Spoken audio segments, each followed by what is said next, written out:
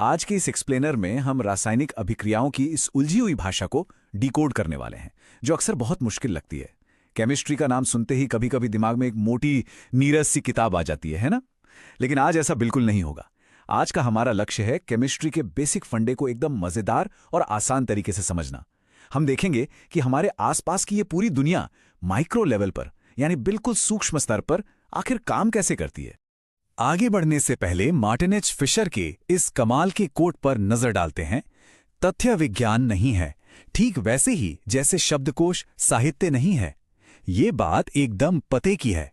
Chemistry का मतलब सिर्फ रट्टा मारना या तथ्यों की कोई लंबी सूची याद करना नहीं है, बल्कि ये तो एक बहुत ही डायनामिक और रोमांचक कहानी है कि अलग-अलग चीजें आपस में कैसे जुड़ती हैं, टकराती हैं और कैसे बिल्कुल एक नया रूप ले लेती हैं। तो चलिए फटाफट आज की इस जर्नी के रोड मैप पर एक नजर डाल लेते हैं। सबसे पहले हम बात करेंगे हमारे आसपास के रसायन विज्ञान की, फिर सीखेंगे अभिक्रिया की पहचान करना। उसके बाद हम समझेंगे रसायन विज्ञान की भाषा, फिर सुलझाएंगे समीकरणों को संतुलित करने की पहेली और आखिर में देखेंगे अभिक्रियाओं का वर्गीकरण। तो शुरू करते हैं हमारे पहले पड़ाव से। नंबर 1, हमारे आसपास का रसायन विज्ञान, जंग लगने से लेकर पाचन तक। हम अपने आसपास रोजाना कितनी ही ऐसी चीजें देखते हैं जिन पर शायद हमारा ध्यान ही नहीं जाता।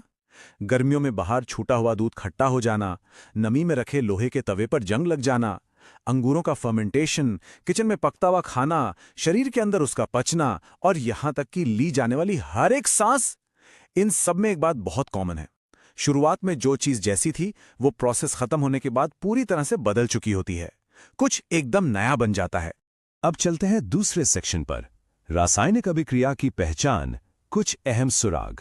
सवाल ये उठता है कि आखिर पता कैसे चले कि कोई रासायनिक अभिक्रिया हुई भी है या नहीं। इसके लिए बिल्कुल एक जासूस की तरह सोचना होगा। हमारे पास 4 पक्के सुराग होते हैं। पहला, अवस्था या स्टेट में बदलाव। दूसरा, रंग में परिवर्तन। तीसरा, किसी गैस का निकलना। और चौथा, तापमान में बदलाव। जब भी आंखों के सामने इन चारों में से कुछ भी होता दिखे तो समझ लेना चाहिए कि पक्के तौर पर वहां एक रासायनिक अभिक्रिया हुई है। चलिए अब आते हैं तीसरे हिस्से पर, रसायन विज्ञान की भाषा, शब्दों से प्रतीकों तक। यहां मामला थोड़ा और दिलचस्प हो जाता है। अगर किसी रिएक्शन को पूरी लाइन में लिखा जाए, मैग्नीशियम प्लस ऑक्सीजन से बनता है मैग्नीशियम ऑक्साइड, तो ये कितना लंबा और बोझिल लगता है। लेकिन वैज्ञानिकों ने इसका एक स्मार्ट और शॉर्टकट तरीका निकाला है। बस Mg + O2 tends to MgO लिख दीजिए, एक लंबे चौड़े वाक्य से सीधे एक क्रिस्प कोड की तरफ। है ना कमाल का शिफ्ट। इस यूनिवर्सल भाषा को और भी सटीक बनाया जा सकता है। बस इन फॉर्मूलों के आगे छोटे छोटे संकेत जोड़ने होते हैं। ठोस या सॉलिड के लिए S, तरल या लिक्विड के लिए L, गैस के लिए G और अगर पानी में घोल है तो जलीय या एक्वस के लिए AQ। बस ये छोटे अक्षर लगाइए और पूरी पिक्चर एक झटके में साफ हो जाती है। हमारा अगला और चौथा टॉपिक है रासायनिक समीकरणों को संतुलित करना, एक पहेली। अब इन समीकरणों को बैलेंस करना बिल्कुल एक लॉजिक पजल सॉल्व करने जैसा है। और ऐसा करना जरूरी क्यों है? क्योंकि भौतिकी का एक बड़ा ही कड़ा नियम है, द्रव्यमान संरक्षण का नियम। इसका सीधा सा मतलब है कि किसी भी रिएक्शन में न तो कुछ नया पैदा होता है और ना ही कुछ मिटता है। जो चीजें रिएक्शन से पहले थी उनका कुल वजन रिएक्शन के बाद बनने वाली चीजों के वजन के बिल्कुल बराबर होना चाहिए। समीकरण के तीर के दोनों ओर से कुछ भी गायब नहीं हो सकता। उदाहरण के लिए लोहे और पानी के इस असंतुलित समीकरण को ही देख लीजिए। बाईं तरफ यानी रिएक्शन से पहले लोहा Fe सिर्फ 1 है, लेकिन दाईं तरफ यानी रिएक्शन के बाद अचानक 3 कैसे हो गए? ऑक्सीजन भी 1 से 4 हो गया। बस इसी अजीब से असंतुलन को ठीक करने के लिए वैज्ञानिकों को ये बैलेंसिंग की पहेली सुलझानी पड़ती है। इसे सुलझाने का सबसे आसान तरीका है हिट एंड ट्रायल मेथड। इसमें दिमाग पर ज्यादा जोर नहीं डालना पड़ता, बस 4 सिंपल स्टेप्स हैं। पहला, हर फॉर्मूले के चारों तरफ एक बॉक्स बना लें ताकि अंदर कोई बदलाव ना हो। दूसरा, जिस कंपाउंड में सबसे ज्यादा एटम हो सबसे पहले उसे बैलेंस करें। तीसरा, जो तत्व बच गए हैं उन्हें दोनों तरफ बराबर करें। और अंत में एक बार सारे एटम्स गिन लें ताकि तसल्ली हो जाए कि सब कुछ बैलेंस हो गया है। सबसे छोटे पूर्ण संख्या गुणांकों का उपयोग करके एक एक टुकड़ा जोड़कर यह पहेली बड़े आराम से हल हो जाती है। अब हम पहुंच चुके हैं अपने आखिरी यानी 5वें सेक्शन पर, रासायनिक अभिक्रियाओं का वर्गीकरण, बनना और टूटना। तो इन अभिक्रियाओं की पहली कैटेगरी है संयोजन अभिक्रिया या कॉम्बिनेशन रिएक्शन। नाम से ही एकदम साफ है, जब दो या दो से ज्यादा चीजें मिलकर कोई एक सिंगल बिल्कुल नई चीज बनाती हैं तो उसे संयोजन कहते हैं।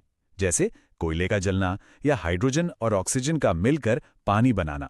यहां कई चीजें मिलकर एक हो जाती हैं। इसी से जुड़ी एक और दिलचस्प चीज है ऊष्माक्षेपी या एक्सोथर्मिक रिएक्शन। जरा इस तस्वीर में बीकर को छूते हुए देखिए। जब कैल्शियम ऑक्साइड पानी के साथ तेजी से मिलता है और बुझा हुआ चूना बनाता है तो वो अपने अंदर से इतनी भारी मात्रा में गर्मी निकालता है कि उसे साफ महसूस किया जा सकता है। और यहीं पर एक बहुत ही सरप्राइजिंग फैक्ट भी सामने आता है। क्या कोई सोच सकता है कि सफेदी करने के बाद दीवारों पर कुछ ही दिनों में जो चमकदार परत बनती है और जो ठोस संगमरमर होता है, दोनों का केमिकल फॉर्मूला एकदम सेम होता है, CaCO3 कैल्शियम कार्बोनेट। यानी विज्ञान सीधे तौर पर हमारे घरों की दीवारों पर मौजूद है। अब आते हैं संयोजन के ठीक उल्टे प्रोसेस पर, जिसे वियोजन अभिक्रिया या डीकंपोजिशन रिएक्शन कहते हैं। इसमें एक ही यौगिक को तोड़कर अलग अलग साधारण हिस्सों में बांटा जाता है। मतलब परमाणु बंधों को सक्रिय रूप से तोड़ा जाता है और एक चीज टूटकर कई टुकड़ों में बिखर जाती है। इसके उदाहरण बड़े ही शक्तिशाली हैं, जैसे फेरस सल्फेट को गर्म करना, जिससे उसका रंग बदल जाता है और एक गैस निकलती है, या फिर चूना पत्थर को भट्टी में गर्म करके औद्योगिक सीमेंट के लिए अनबुझा चूना बनाना। और तो और प्राकृतिक सूरज की रोशनी में सफेद सिल्वर क्लोराइड का रंग बदलकर भूरा हो जाना। ये वियोजन अभिक्रियाएं अविश्वसनीय रूप से उपयोगी होती हैं।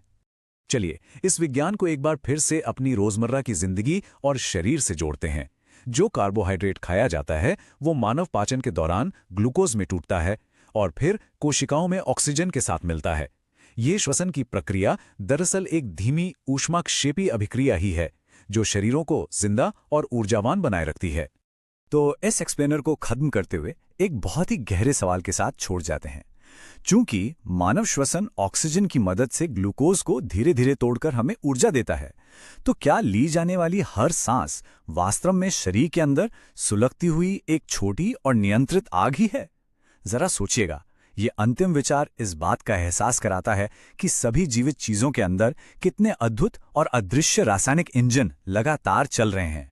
आज की इस चर्चा में बस इतना ही। विज्ञान के इस रोमांचक सफर के प्रति अपनी जिज्ञासाएं यूं ही बनाए रखें।